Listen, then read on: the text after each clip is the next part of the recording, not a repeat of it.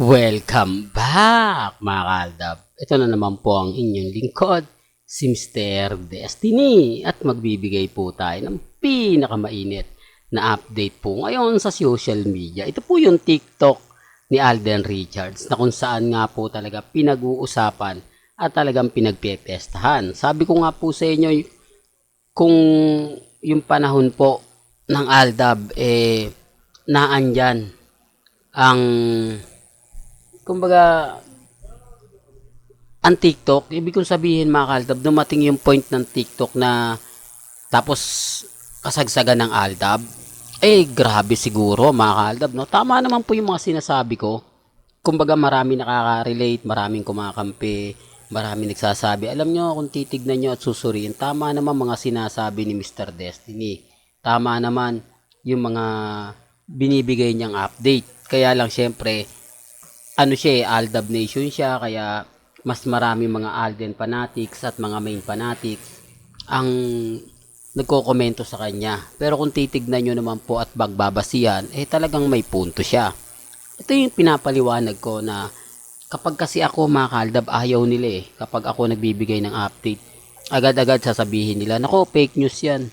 Hindi po ba? Hindi na nila tayo pinapansin, hindi na nila tayo, kumbaga, yung tipong mga kaaldab, nasa dulo ng dila natin, di po ba? Medyo hindi natin masabi. Ako, sa pananaw ng mga iba, may mga point mga kaaldab na, alam nyo na, sabi ko nga po sa inyo, dito na lang po tayo sa social media. Doon na lang mababase nyo yung mga komento na talagang mapapaisip po kayo. Di po ba? Real talk to mga kaaldab. Kaya doon sa mga taong ganito ganyan, di po ba? Pero may mga bagay-bagay po na mahirap ipaliwanag, lalo na nga po kapag dumarating yung point na mapapaisip ka talaga. Di po ba? Pero bago natin ituloy itong mainit na talakayan po natin, kung bago ka lang sa channel na to at isa kang true-blooded Aldab Nation na nagmamahal po kila Mengay at Isoy, tama po ang channel na pinuntahan mo, kaya consider na po kitang bagong subscriber at huwag mong kalimutang i-share ang mga video po natin sa mga mami, sa mga titas at sa mga senyor.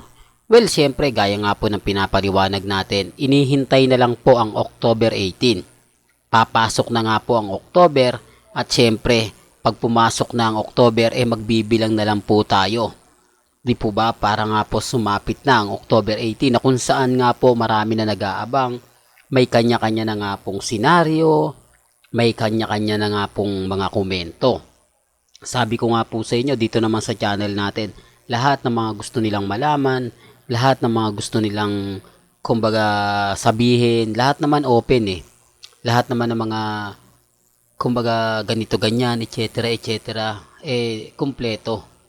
Depende na lang po sa mga taong magsasabi ng ganito, magsasabi ng ganyan, di po ba? Basta ako mga kaaldab, lagi ko naman pong pinapaliwanag, depende na lang yan sa mga taong magsasabi ng fake news, magsasabi ng totoo. Kasi dito natin malalaman kung ang cut nails mas malakas pa rin po kaysa kay Alden. Ang ibig kong sabihin, kung sakaling malalagpasan ang 10 million, malaking sampal to kay Kat. Di po ba? Halos lahat ng sinabi niya sa social media mababaliwala. Parang masakit pa nito mga kaaldab. Matalbugan siya. Di po ba? Ni Alden Richards at ni Julia Montes. Di po ba? For the record lang. Although malaking bagay na po yung 10 million kung pagbabasihan nyo sa ngayon dahil kumbaga dumaan tayo sa pinakamatinding pagsubok.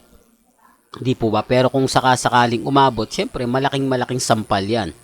Gaya nga na sinabi natin, lahat na naging interview ni Kat, talagang masasabi natin na hindi kaaya-aya para kay Alden. Kaya nga po nag-trigger ay yung mga Alden fanatics. Kaya nga po kita nyo yung mga komento kapag nakikita ng mga Alden fanatics, talagang galit na galit sila. Yung tipong ganito, yung tipong ganyan.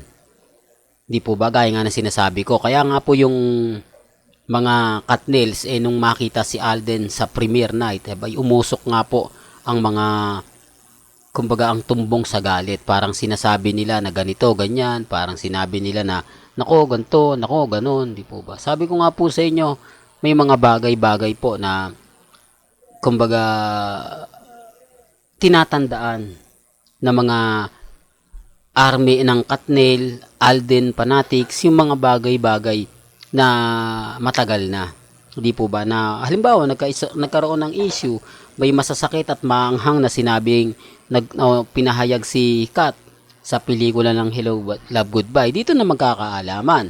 Tapos umaten pa si Alden Richard sa premiere night na nagsigawan at naghiyawan pa nga po yung mga netizen, di po ba? Pansin nyo naman po na parang si Alden at Julia Montes yung pinaka bida sa naging premiere night. Kaya hindi natin masisisi yung mga Katnil kung bakit ganyan sila ka-alboroto. Di po ba? Kasi nag-viral tayo eh. Kumbaga kung titignan nyo po sa TikTok, sa Facebook, grabe ang daming views, no? Pero yung pelikula parang Night Chapera, parang ang naging bida doon is walang iba kundi si Alden Richards. Di po ba? In fairness din po kay Julia Montes. Pero mas matunog kasi yung pangalan ni Alden, mas maingay po kasi si Richard Paul Carson. Di po ba? Alam naman po ng iba yan. Alam na din po ng mga pumunta doon sa premiere night. Kaya nga po yung mga Katnil, talagang medyo masasabi natin na hindi nila nagustuhan yung mga kumakalat, yung mga komento. Alam niyo naman po pagdating sa social media. Siyempre, pag nakita ng Alden fanatics, sinasabi lang, pasalamat nga kayo, pumunta dyan si Alden pero parang galit pa po kayo, di po ba? Yun yung kanya-kanyang di po ba? Kaya nga po ngayon magkakaalaman na kung yung pelikula nila Kat ilalampaso ng pelikula nila Julia Montes at Alden Richards. Depende to depende. Di po ba? Basta sa akin, mga kaaldab, mahirap po muna magkomento, mahirap magsalita, pero pag dumating po yung point na dumating na yung araw nga po ng premiere night, dyan tayo magkakaalaman. Dito makikita kung sino nga po ba ang tagumpay o kung sino nga po ba yung babagsak. Di po ba? Yan ang napakasarap at talagang kaabang-abang. Sabi ko nga po sa inyo, yan po yung mga mainit na pinag-uusapan at talagang trending naman po pagdating sa social media. Maliban na lang po sa mga ibang hindi updated, di po ba nagtataka hanggang ngayon hindi pa alam yung mga issue na ganyan. Well, hanggang dito na lang po yung updates natin Kaya kung gusto nyo pa po ng pinaka-latest at sariwang update, abay tutok lang po kayo dito sa channel ni Mr. Destiny para updated po kayo sa mga latest at sa mga bagong video po na ilalabas po natin maya-maya lang. Hanggang sa muli, salamat po sa panonood at pakikinig.